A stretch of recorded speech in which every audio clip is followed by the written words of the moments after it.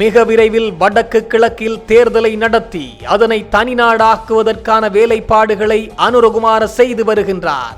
கடுமையாக சாடிய விமல் வீரவம்ச.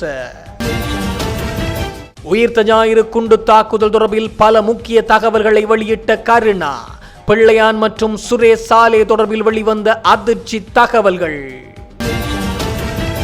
நான் அரசியலில் இருந்து ஓய்வு பெறப் போவதில்லை, மக்களுக்காக பணியாற்றுவேன். எங்கள் சார்பில் மிக விரைவில் ஒரு ஜனாதிபதியை முன்னிறுத்துவோம், அடித்து கூறும் மஹிந்த ராஜபக்ச. வசந்த கர்ணகொடவிடம் நடத்தப்பட்ட விசாரணைகளில் சிக்கிய ஜோசித்த ராஜபக்ச சிங்கள பாடத்தில் வெறும் சாதாரண சித்தியையே பெற்றுக்கொண்டு உயரிய பதவிக்கு நியமிக்கப்பட்டதால் பெரும் அதிர்வலைகள். இலங்கைக்குள் வரப்போகும் விடுதலை புலிகளின் கருப்பு பணம், புலனாய்வு தகவல்களை வெளியிட்ட விமல் வீரவம்ச. பணமோசடி தடுப்புச் சட்ட திருத்தத்தின் மூலம் தமிழீழ விடுதலை புலிகள் அமைப்பின் கருப்பு பணம் நாட்டிற்குள் வருமென தேசிய சுதந்திர முன்னணியின் தலைவர் விமல் வீரவம்ச தெரிவித்துள்ளார். கொழும்பில் உள்ள தேசிய சுதந்திர முன்னணியின் தலைமை காரியாலயத்தில் நேற்று இடம்பெற்ற ஊடகவியலாளர் சந்திப்பின் போது அவர் இதனை தெரிவித்துள்ளார். இது குறித்து அவர் மேலும் தெரிவிக்கையில், தற்போது மேற்கொள்ளப்பட்டு வரும் பணமோசடி தடுப்புச் சட்ட திருத்தத்தின் மூலம் பணமோசடி குறித்து தீர்மானிக்கும் அதிகாரம் மத்திய வங்கியின் விசேட குழு ஒன்றுக்கு வழங்கப்பட்டுள்ளது. அக்குழு தீர்மானித்தால் அதற்கெதிராக நீதிமன்றம் கூட செல்ல முடியாதவாறு கருப்பு பணத்துக்கு பெரிய கதவு திறந்துவிடப்படும்.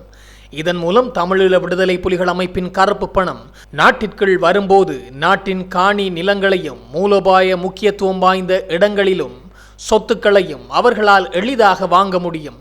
அதற்கு தடையாக இருந்த மகாபலி அபிவிருத்தி அதிகார சபையை இல்லாதொழிக்கும் போது அதன் கீழ் இருந்த வடக்கு மற்றும் கிழக்கின் அனைத்து காணி நிலங்களும் பிரதேச செயலாளர்களின் கீழ் கொண்டு செல்லப்பட்டு அந்த கருப்பு பணத்தை கொண்டு தமக்கு தேவையான சொத்துக்களை தடையின்றி வாங்கிக் கொள்ள வழிவகை செய்யப்படுகிறது.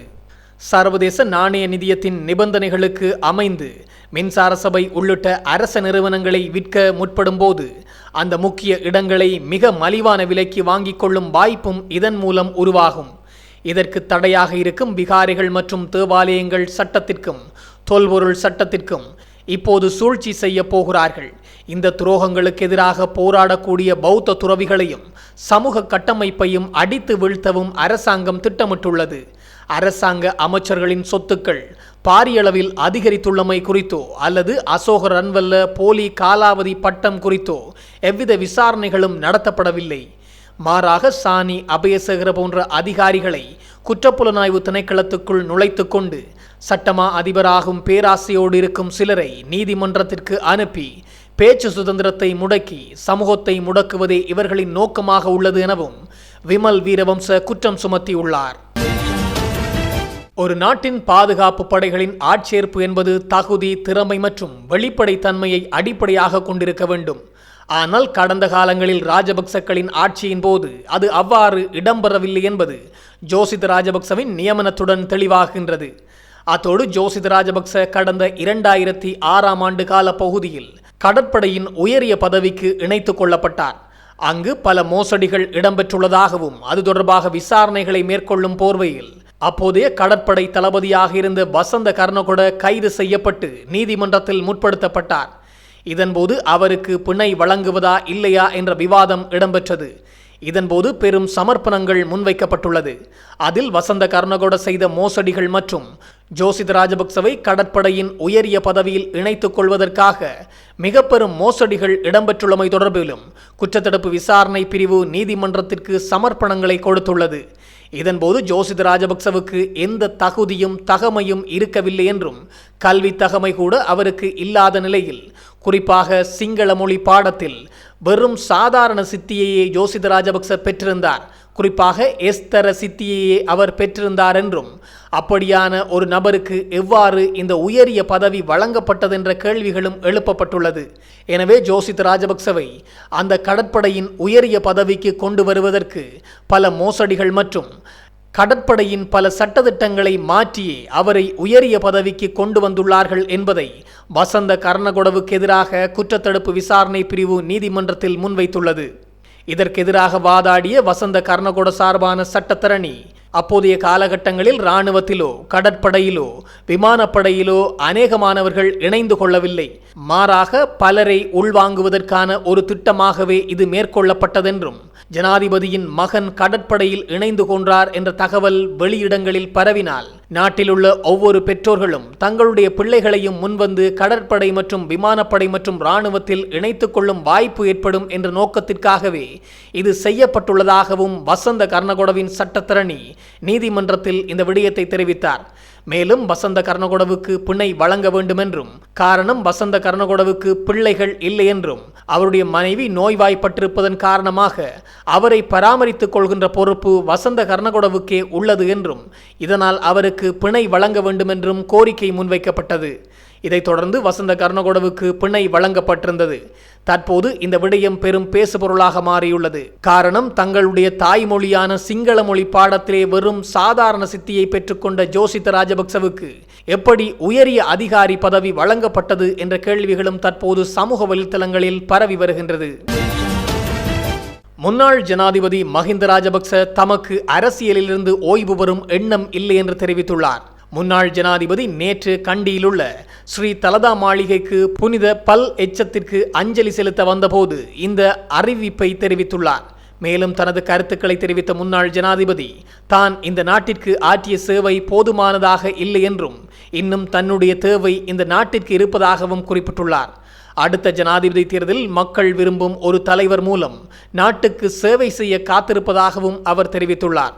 நாமல் ராஜபக்சவை மக்கள் விரும்பும் நிலை வந்தால் அவரை அந்த தேர்தலில் களமுறக்கப் போவதாகவும் முன்னாள் ஜனாதிபதி மஹிந்த ராஜபக்ச தெரிவித்துள்ளார்.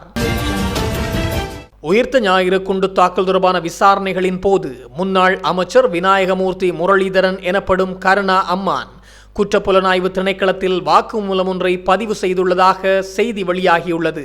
இந்த விசாரணையின் போது பிள்ளையான் தரப்பினருக்கும் அரச புலனாய்வு சேவையின் முன்னாள் பிரதானி சுரேஷ் சாலேவுக்கும் இடையிலான தொடர்புகள் குறித்த தகவல்களும் வெளியாகியுள்ளது. மேலும் கிழக்கு மாகாணத்தில் அவர்கள் இணைந்து மேற்கொண்ட செயற்பாடுகள் குறித்த பல முக்கிய தகவல்கள் வெளியாகியுள்ளதென தெரிவிக்கப்பட்டுள்ளது. பிள்ளையான் தரப்பினருக்கு தங்குமிட வசதிகளை பெற்றுக் கொடுப்பதில் சுரேஷ் சாலேவினால் அறிமுகப்படுத்தப்பட்ட நபர்களே உதவிகளை வழங்கியுள்ளதாக கருணா குறிப்பிட்டுள்ளார். இதற்கான நிதியுதவிகள் மற்றும் வசதிகளும் அவர்களாலேயே மேற்கொள்ளப்பட்டதாகவும் கருணா ஆதாரங்களுடன் வெளிப்படுத்தியுள்ளதாக குற்றப்புலனாய்வு திணைக்கள வட்டாரங்கள் தெரிவிக்கின்றன. கருணா மற்றும் பிள்ளையான் ஆகிய இருவரும் முன்னாள் ஜனாதிபதி மஹிந்த ராஜபக்சவுக்கு ஆதரவாக செயற்பட்டு வந்தனர். ஆனால் அவர்கள் இருவருக்கும் இடையில் நீண்ட காலமாக மோதல் போக்கு நிலவி வருவதாகவும் சுட்டிக்காட்டப்பட்டுள்ளது. இந்த நிலையில் பிள்ளையான் தரப்பினரால் புலனறுவை வெலிகந்தை பகுதியில் நடத்தப்பட்ட சித்திரவதை முகாம் குறித்தும் குற்றப்புலனாய்வு திணைக்களம் பலரிடம் வாக்குமூலங்களை பதிவு செய்துள்ள நிலையிலேயே தற்போது கருணாவின் வாக்குமூலங்களும் பெரும் அதிர்வலைகளை ஏற்படுத்தியுள்ளது. அடுத்த வருடத்தின் முதல் 6 மாதங்களுக்குள் வடக்கு மற்றும் கிழக்கு மாகாணங்களில் மாத்திரம் மாகாண சபை தேர்தலை நடத்தி நீதிமன்ற சவால்களுக்கு அப்பாற்பட்ட வகையில் தனி காணி மற்றும் போலீஸ் அதிகார சட்டங்களை உருவாக்க தற்போதைய அரசாங்கம் திட்டமிட்டுள்ளதாக தேசிய சுதந்திர முன்னணியின் தலைவர் விமல் வீரவம்ச சுட்டிக்காட்டியுள்ளார். கொழும்பில் அமைந்துள்ள தேசிய சுதந்திர முன்னணியின் தலைமையக காரியாலயத்தில் சனிக்கிழமை நடைபெற்ற விசேட ஊடகவியலாளர் சந்திப்பில் கலந்து கொண்டு கருத்து தெரிவித்த போதே அவர் இவ்வாறு தெரிவித்துள்ளார். அரசாங்கத்தின் அடுத்த கட்ட சதி என்னவென்றால், அடுத்த வருடத்தின் முதல் 6 மாதங்களுக்குள் வடக்கு மற்றும் கிழக்கு மாகாணத்தில் மாத்திரம் மாகாண சபை தேர்தல்களை நடத்தி அங்கு தெரிவாகுகின்ற முதலமைச்சர்களுக்கு தேவையான ஆளுநரை ஜனாதிபதி அனுரகுமார் திசாநாயக்க நியமித்துக் கொடுப்பார். அதன் பிறகு அவர்களுக்கு தேவையான காணி மற்றும் போலீஸ் அதிகாரங்களை சட்டமாக மாகாண சபையூடாக கொண்டு வருவார். தற்போதைய அரசியலமைப்பின்படி பாராளுமன்ற சட்டத்திற்கு எதிராக எவராலும் நீதிமன்றம் செல்ல முடிந்தாலும் மாகாண சபை சட்டத்திற்கு எதிராக நீதிமன்றம் செல்ல முடியாது என்ற சட்ட சிக்கல் காணப்படுகிறது. இதனை தமக்கு சாதகமாக பயன்படுத்தி கொள்ளவே அரசாங்கம் முற்படுகிறது. ஆளுநராக தமக்கு வேண்டிய நம்பிக்கையானவர்களை நியமித்து அந்த 2 மாகாணங்களிலும் தனி சட்டம், தனி காணி மற்றும் போலீஸ் அதிகாரத்தை உருவாக்குவதே இவர்களது பிரதான நோக்கமாகும் எனவும் விமல் வீரவம்ச சுட்டிக்காட்டியுள்ளார்.